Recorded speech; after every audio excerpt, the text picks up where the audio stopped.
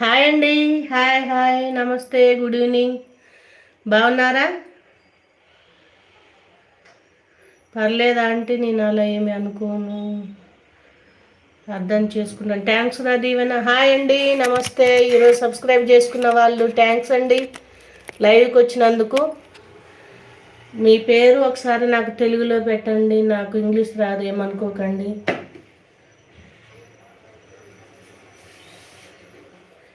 Thanks అండి, సపోర్ట్గా వచ్చినందుకు. ఒక మీ అమ్మ అనుకోండి, టీ తాగానంటే ఒక అమ్మను అక్కను అనుకొని సపోర్ట్ చేయండి. థ్యాంక్స్ అండి.